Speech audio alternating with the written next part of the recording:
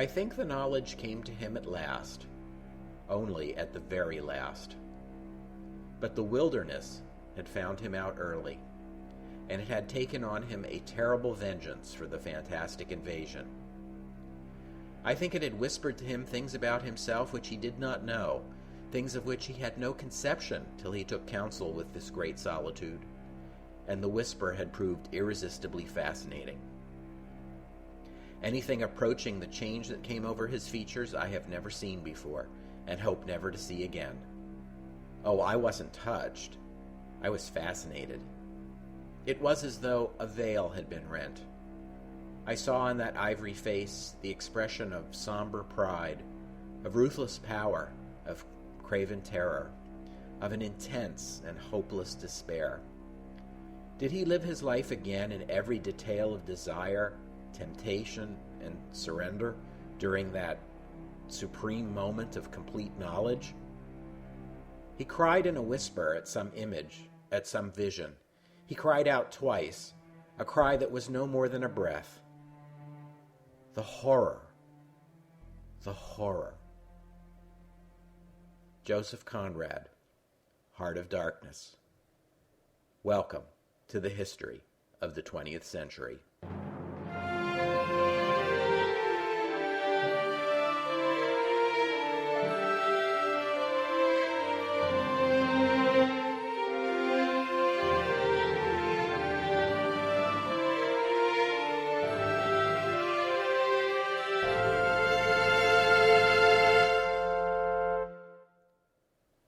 Episode 19, Heart of Darkness, Part 1. Józef Theodor Konrad Korzeniowski was an ethnic Pole born in Russia in 1857. As a teenager, he became a sailor and traveled the world serving on French, British, and Belgian merchant vessels. He became a British subject in 1886. By 1894, he had quit the sea for a career as a writer. He wrote in English, despite that being his third language, after Polish and French, and made a name for himself as Joseph Conrad. His writing is notable for its complex prose, haunted by pessimism and self-doubt, and his reliance on his personal experiences as a sailor. The year 1899 saw the first publication of what is today his most famous work, Heart of Darkness. Heart of Darkness is still much read, much studied, and much admired to this day.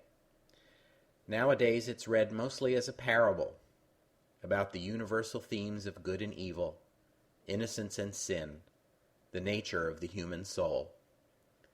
Too often today do we forget that whatever else Heart of Darkness may be, it is first and foremost testimony. It is eyewitness testimony that Conrad himself said was pushed a little, and only very little, beyond the actual facts.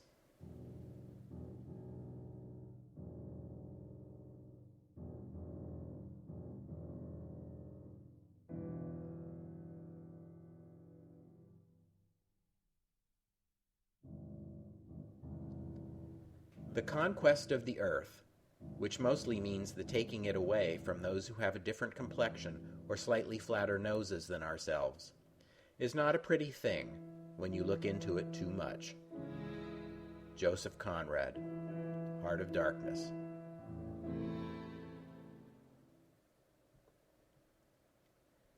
You may recall all the way back in episode 3 how I described the Portuguese efforts to find a trade route to the East Indies by traveling south along the coast of Africa during the 15th century.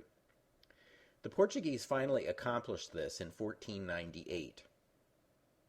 16 years before that, in 1482, a Portuguese explorer named Diogo Cao, in the course of exploring the west coast of Africa, became the first European to stumble upon a remarkable sight.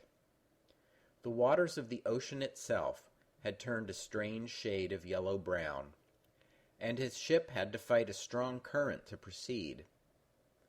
When the Portuguese tasted the water, they discovered the surprising answer to this mystery.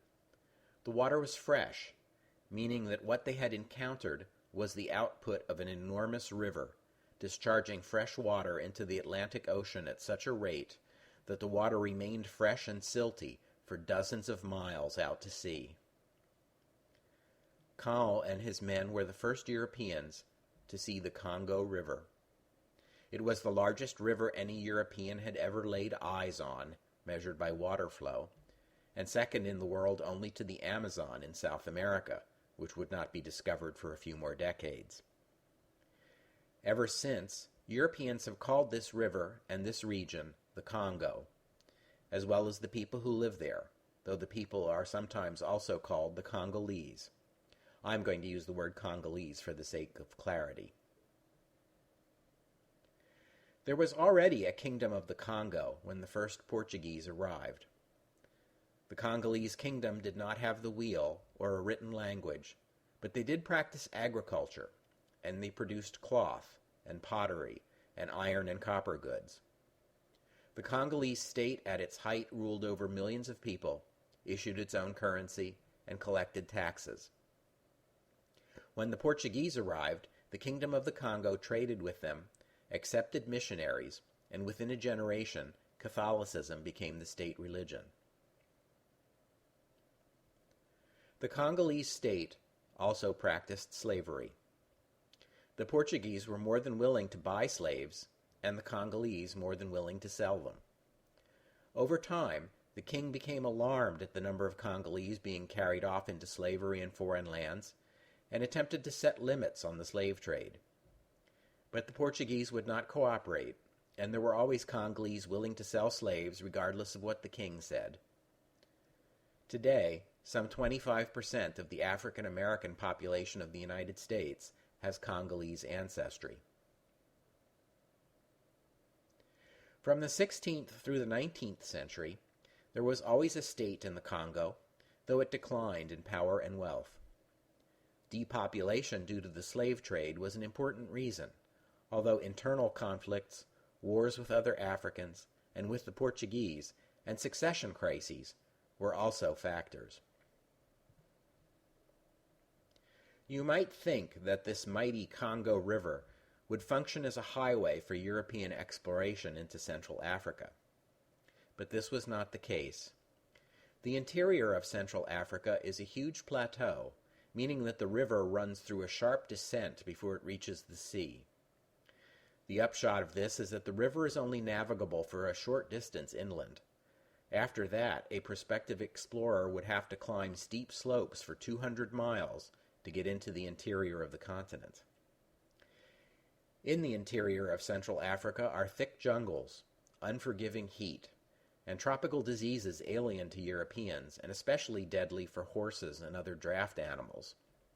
As a result, Central Africa remained a blank spot on European maps until late in the 19th century, and was often referred to as Darkest Africa. One of the first Europeans to explore the Congo Basin was Dr. David Livingstone.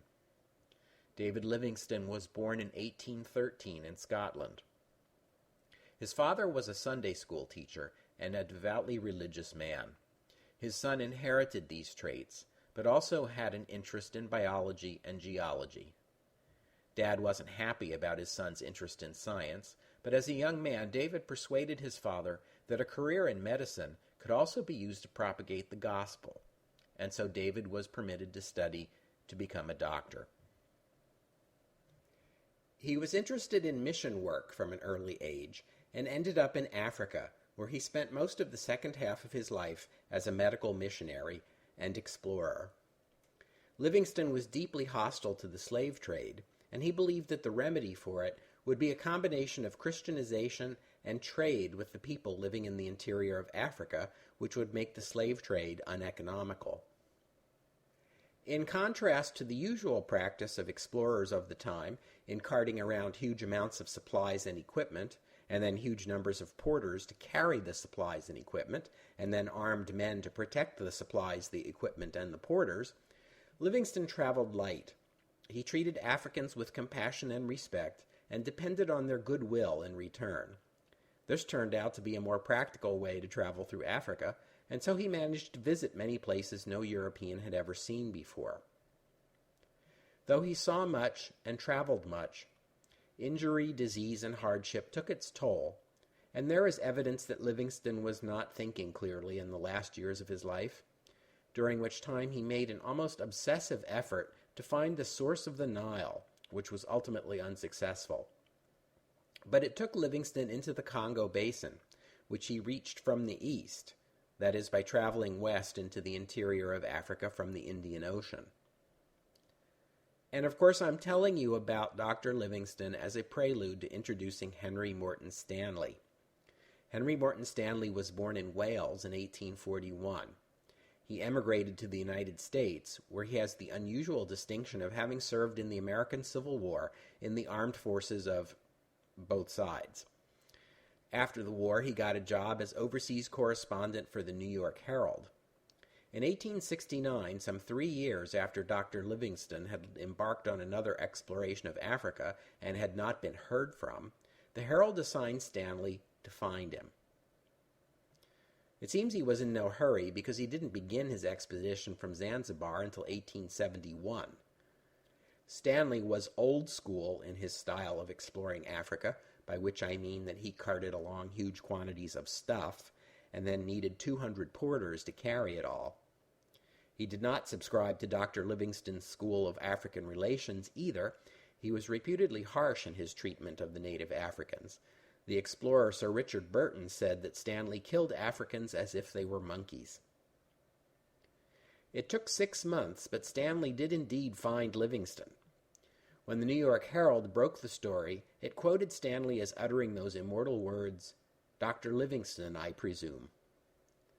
Livingstone and Stanley spent a few months together, did some exploring together, and then Stanley came home to write a book about the expedition entitled How I Found Livingstone. The thing is, Stanley destroyed his diary pages concerning the meeting with Livingstone, which raises questions about how much of the story, including that famous quote, was fabricated after the fact. As for Dr. Livingstone, he died 18 months later, never having returned from Africa, and so we don't have any account from him of the famous meeting to corroborate or to contradict Stanley's. Stanley's expedition and his book made him a celebrity, and in 1874, the New York Herald sent him back to Africa to further explore the mysterious center of the continent. Again, Stanley began at Zanzibar and traveled west, this time with a party of over 350, including river boats that could be assembled when needed and then taken apart and ported over land when no navigable water was available. He spent some time exploring the African Great Lakes, still looking for the source of the Nile, which I gather was to 19th century white explorers what the Holy Grail was to the Knights of the Round Table. He never found it either, but he headed west, deeper into the Congo, to the Lualaba River. Livingstone had mentioned this river to Stanley and speculated that it was the source of the Nile, as it runs almost due north, which, if you check a map, you'll see that very few rivers do, the Nile being a rare exception. Only, when Stanley saw the river, he realized it was much too big to be the Nile this far south. Perhaps then it was the Congo? Well, that was hard to believe, too. Stanley had brought along a sextant and navigational instruments, much like what one would bring along on a sea voyage, and so he was able to calculate his longitude and latitude with great precision. He knew that he was already north of the latitude at which the Congo empties into the Atlantic Ocean, and this river he was exploring was flowing farther to the north, so it didn't seem likely that it was the Congo either. Still, Stanley and his party followed the river, which was navigable over long stretches, but occasionally broken up by series of impassable rapids, and conquered it with his special take-'em-apart-and-put-'em-back-together-again boats. It was indeed the Congo, which makes a dramatic 180-degree turn around the Congo Plateau, and Henry Morton Stanley became the first person to follow the river all the way from the highlands of Central Africa to the Atlantic Ocean. And of course, I'm telling you the story of Henry Morton Stanley as a prelude to introducing King Leopold II, the King of the Belgians, the villain of this story.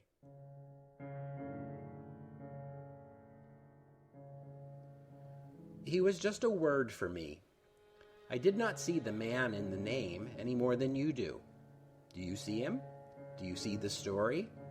Do you see anything?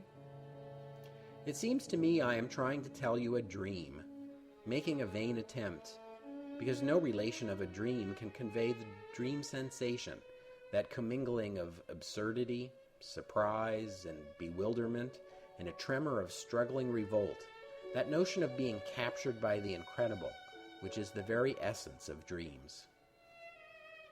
Joseph Conrad, Heart of Darkness. Leopold II was born in 1835, which made him just 4 years younger than the nation he reigned over. The land we know of today as Belgium had previously been part of the Netherlands, pursuant to the 1815 Congress of Vienna. As I mentioned in Episode 2, a revolt against Dutch rule broke out in 1830 following the performance of an opera in Brussels. The grievances of what was then the Southern Netherlands revolved around religion. The Southern Netherlands was a predominantly Catholic region in a majority Protestant nation, and also culture, as there was a substantial French-speaking minority. In 1831, the great powers of Europe, meeting at the Congress of London, agreed to Belgian independence on the condition that it become a monarchy. In those days, monarchies were seen as important bulwarks against the outbreak of another revolution, such as had recently been seen in France. Speaking of France, an independent Belgian state was also seen by the great powers as a useful buffer between France and Germany, although in those days, buffer meant protecting Germany from France. Those of you who have read ahead in the history of the 20th century know how ironic this is. And so 1831 is where we mark the beginning of Belgium as an independent state, although it would take the Netherlands another 8 years of fighting before they would sign the Treaty of London in 1839. In that same treaty, the great powers mutually agreed to respect Belgium's neutrality. This will have consequences. The great powers wanted Belgium to be a monarchy, and so it came to be. Its first king was Leopold I, the youngest son of the Duke of Saxe-Coburg-Saalfeld. Leopold had already turned down an offer to become king of Greece following that nation's independence, but he accepted the offer for Belgium. The early years of Belgian independence were difficult, but the elder Leopold appears to have managed them fairly well and maintained a policy of neutrality in foreign affairs, which Leopold II will continue. Leopold I died in 1865 at the age of 74, and his only surviving son, also named Leopold, became King of the Belgians after him. The official title here is King of the Belgians, not King of Belgium. That's because Belgium was conceived from the start as a constitutional monarchy. Now, you might think that being the king of a country is a pretty sweet deal, even if you do get stuck with a constitutional monarchy and have to go asking Parliament for everything. But you are not Leopold II. Being king of the Belgians wasn't enough. He famously derided Belgium as a small country of small people. In the middle years of the 19th century, the great powers were building colonial empires. Even countries as small as Portugal and the Netherlands had valuable colonial possessions. Why shouldn't Belgium? Even before he became king, Leopold II coveted a colonial empire. When he was 26, he spent a month in Seville, in Spain, poring over the records of the old Spanish Empire and calculating the profits Spain made in the New World.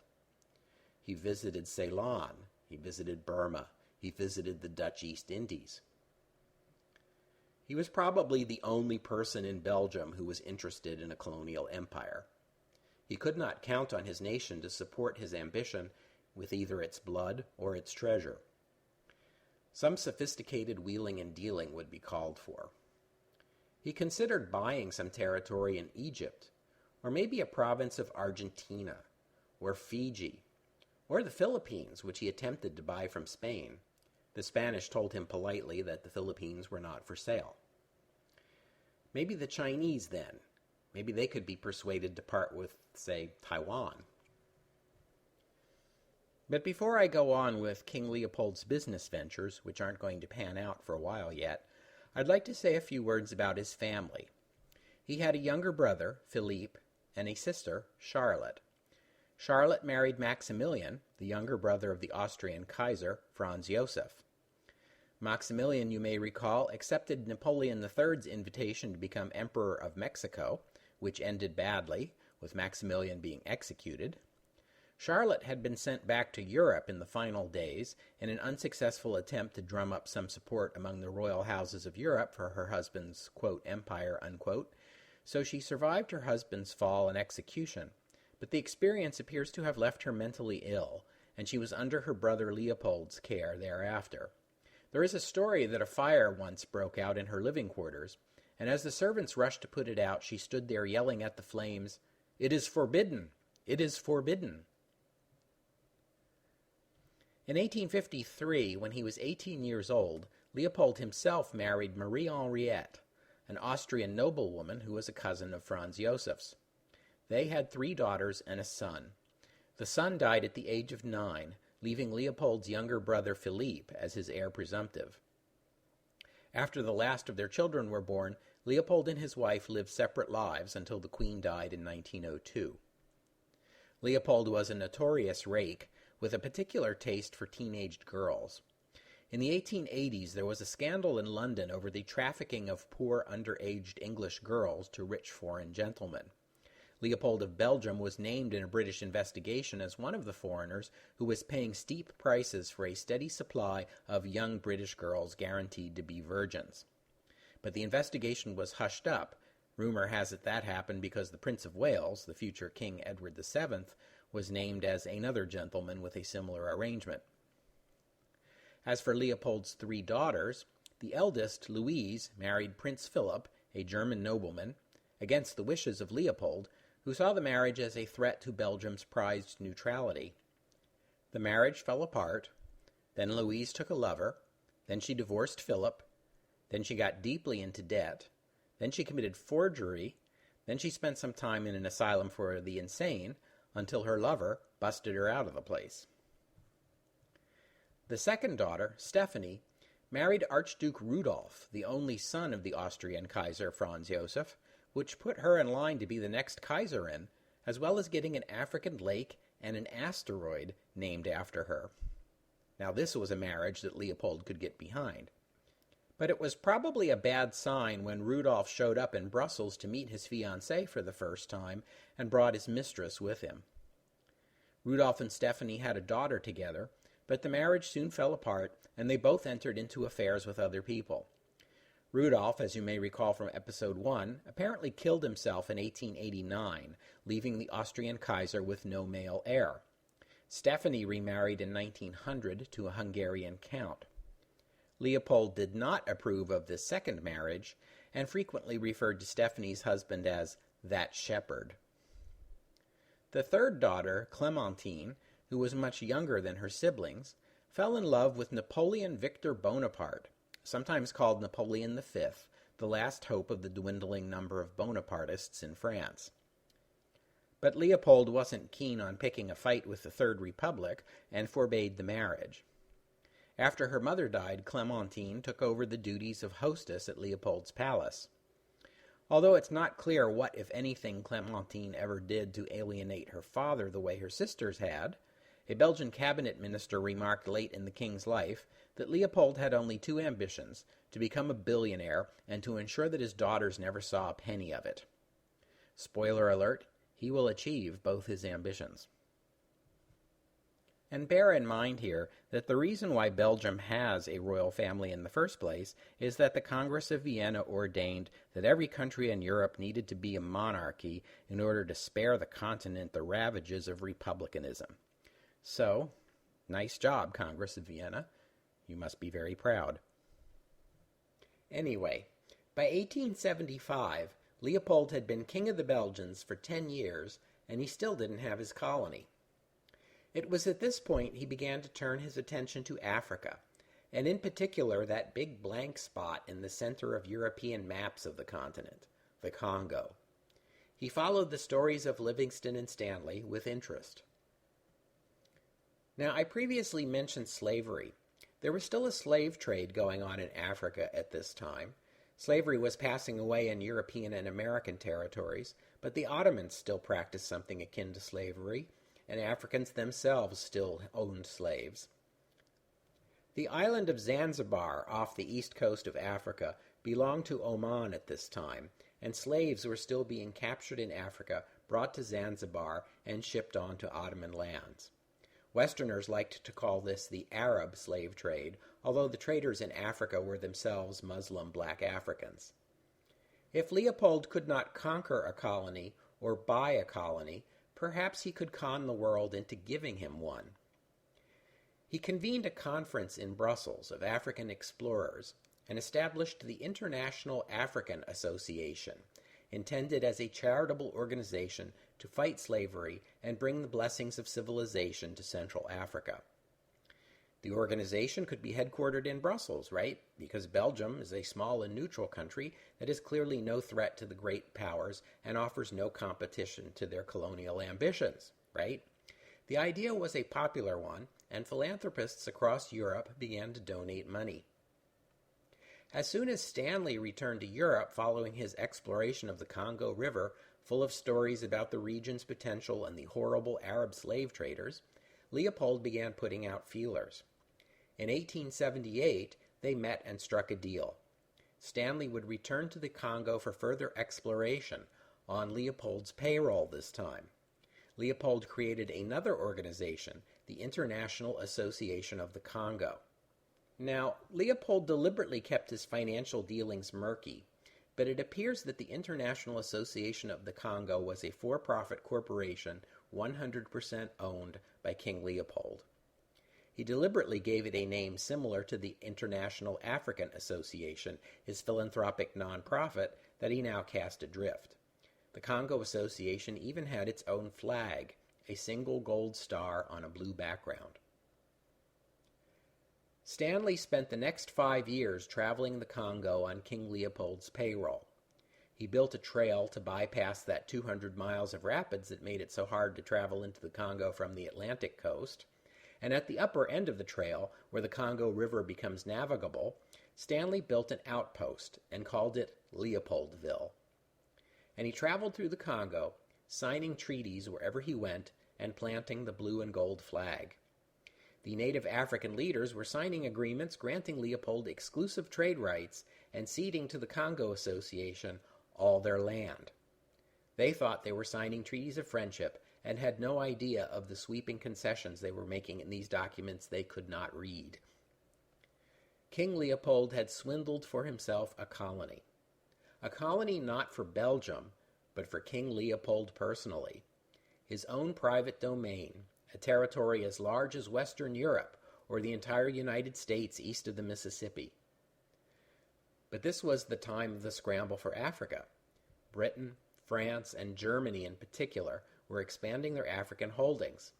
Unless the major powers could be persuaded to recognize Leopold's claims, they wouldn't mean very much. But how can they be persuaded to recognize claims that are adverse to their own interests? The Italian explorer de Brazza, for example, was already exploring the Congo River himself in the name of France.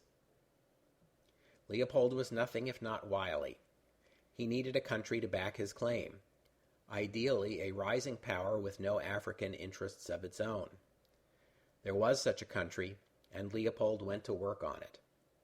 Its name is the United States of America.